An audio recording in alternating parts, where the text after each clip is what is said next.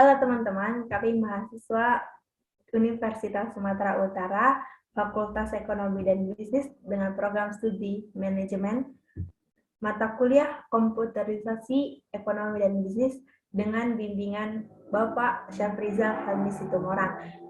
Pada kesempatan kali ini kami membahas tentang buku Managing Time atau mengatur waktu dengan anggota tim saya sendiri, Mutia Filatisma. Saya Yusran Samosir. Saya Indonesia Purba. Saya Felix Ite. Kali ini kita akan membahas managing time atau mengatur waktu. Memiliki terlalu banyak pekerjaan dan terlalu sedikit waktu membuat kita frustasi dan stres yang berdampak besar pada kesuksesan kita. Mungkin beberapa di antara kita mikir gini, waktunya sedikit kali, bisa nggak waktu ini tambah? Pekerjaanku kalau 5 nggak siap kalau dalam satu hari itu. Ada juga yang mikir kita, udah malam aja ya, tapi pekerjaanku belum siap, aku ngapain aja satu hari ini gitu. Kita suka menunda-nunda waktu. Jadi kita harus belajar membuat prinsip betapapun terbatasnya waktu itu, kita dapat mengaturnya dengan lebih hati-hati dan efisien. Jadi kalau kita udah ngatur waktu itu, ada yang bilang gini, ngapain rupanya ngatur waktu? Kalau mau makan, kalau mau nggak kerjain nggak usah gitu. Kita harus tahu 4 alasan mengapa kita perlu mengatur waktu. Yaitu yang pertama, untuk menilai seberapa baik kita mengelola waktu itu. Yang kedua, memperjelas tujuan yang berguna. Jadi dalam satu hari itu kita udah tahu, oh satu hari ini aku udah mengerjakan banyak hal ya, gitu. Jadi nggak berleha-leha. Dan yang ketiga, agar dapat memprioritaskan yang lebih penting. Jadi kita dapat melakukan pekerjaan yang lebih penting dulu agar dapat terselesai semua. Dan yang keempat, mengatasi kendala. Mengatasi kendala itu seperti ini. Mungkin di pekerjaan A memerlukan waktu sedikit dan pekerjaan B memerlukan waktu yang banyak. Saat kita tahu pekerjaan B memerlukan waktu yang banyak, kita akan cepat menyelesaikan pekerjaan A agar pekerjaan B itu dapat terselesai dengan baik. Nah, mungkin dari kita, aku mau produktif hari ini, aku mau mengerjakan pekerjaanku siap satu hari ini. Tapi gimana ya caranya? Aku kasih tahu langkah dasar mengelola waktu. Yang pertama, mencatat waktu kita. Yang kedua, memprioritaskan tanggung jawab kita. Dan yang ketiga, mengelola tenggat waktu.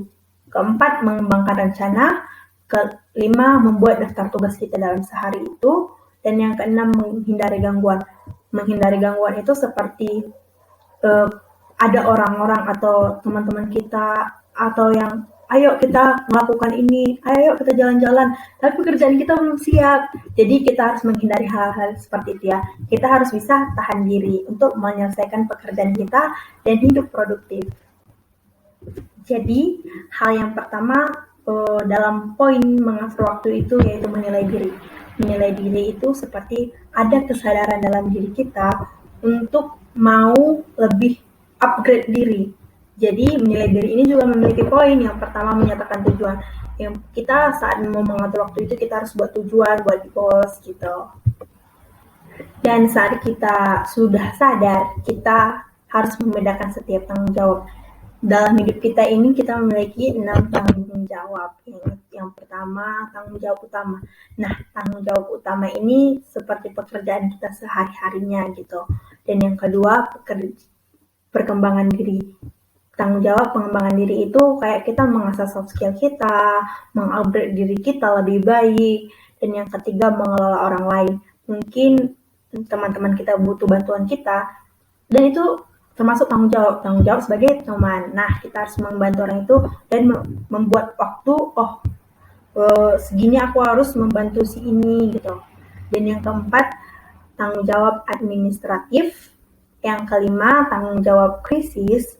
Dan yang keenam, tanggung jawab waktu luang. Nah, tanggung jawab waktu luang itu kayaknya semua orang perlu gitu. Itu seperti me time, untuk waktu sendiri. Aku udah ngerjain banyak hal, jadi aku harus kasih reward untuk diriku sendiri. Nah, yang ketiga yaitu mengatur waktu. Mengatur waktu itu kayak seperti membuat waktu dalam setiap pekerjaan kita. Jadi kita harus menantang diri kita sendiri nih untuk, oh tugas ini aku harus selesaikan pekerjaan dalam beberapa menit, beberapa waktu. Jadi kita harus kayak, oh kalau dalam segini aku harus cepet-cepet dong gitu. Jadi kita nggak berleha-leha untuk mengerjakan pekerjaan itu. Dan yang keempat, periksa hasil. Nah kita jangan satu hari langsung periksa hasil, gitu harus kayak 1 minggu. Kita mulai dari Senin gitu kan. Jadi pas kita balik ke Senin lagi atau hari Minggunya, wah aku udah mengerjakan ini gitu. Jadi pas untuk berkelanjutan akan menjadi waktu itu yang baik, yang produktif akan menjadi diri kita sendiri. Ataupun strategi yang kita pakai sebelumnya belum tepat, kita dapat mengganti strategi yang lebih baik. Itu teman-teman. D. Periksa hasil. Perhatikan pola dan kebiasaan mengidentifikasi ini adalah inti dari hasil. Kemungkinan besar, hasil Anda tidak sejalan dengan tujuan yang Anda uraikan pada awalnya.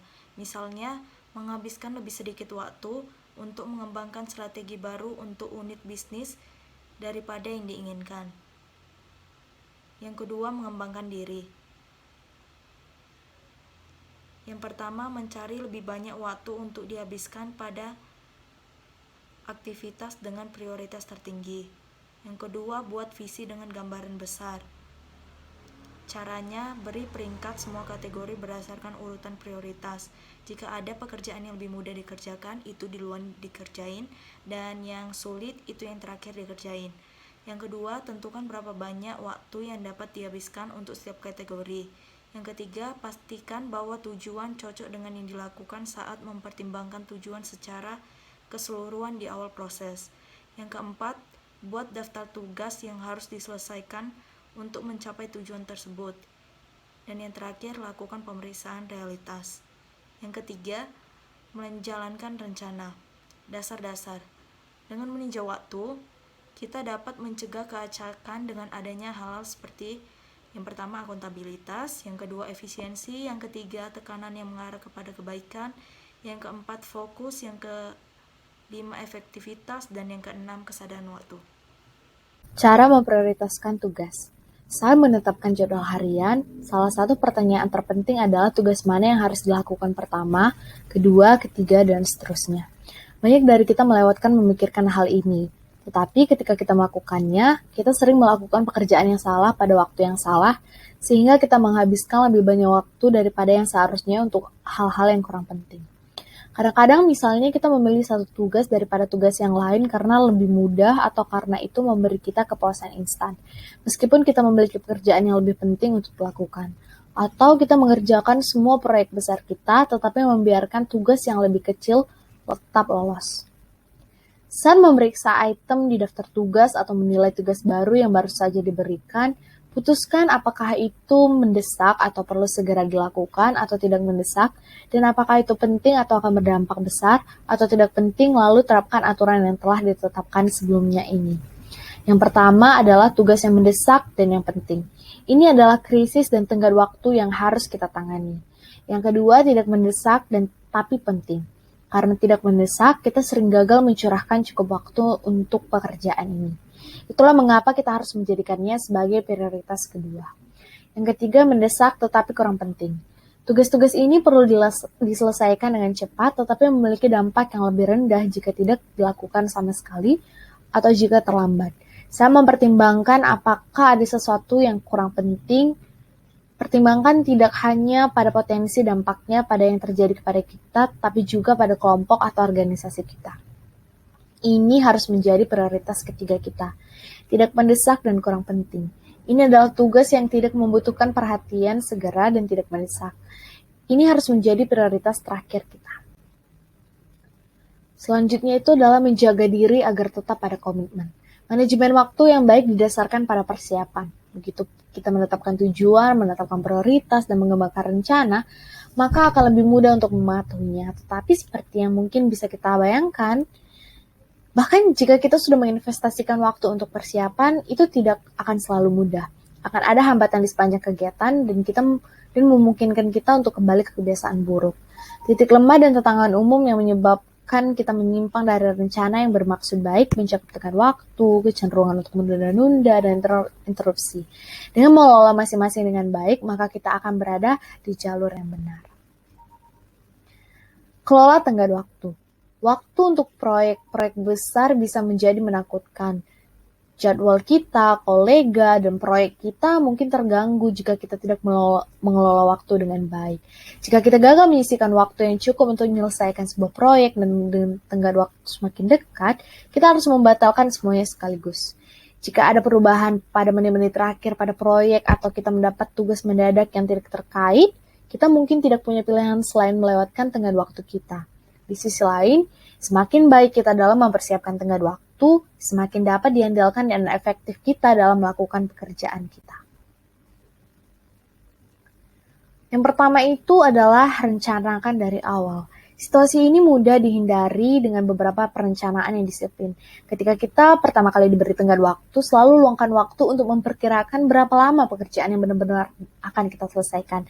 Jadi disiplin melakukan ini dengan setiap tugas yang kita dapatkan. Yang kedua adalah urutkan dari yang terkecil. Jika kita bisa, maka akan membantu kita untuk mengurutkan proyek pekerjaan sehingga setiap subtugas berikutnya lebih pendek dan mudah daripada yang terakhir, yaitu mulai dengan tugas yang paling sulit dan sensitif akan waktu, dan akhiri dengan yang paling sedikit. Pengurutan memungkinkan kita untuk menyelesaikan bagian proyek yang paling sulit dan memakan waktu terlebih dahulu. Ini harus menjaga motivasi kita tetap tinggi selama proses pada saat kita menyelesaikan beberapa tugas pertama. Atasi penundaan. Memahami mengapa kita menunda-nunda dapat membantu kita berhenti. Seringkali karena entah tugas itu adalah tugas sesuatu yang tidak ingin kita lakukan, atau kita tidak pandai melakukannya, atau kita merasa tugas tersebut terlalu menakutkan.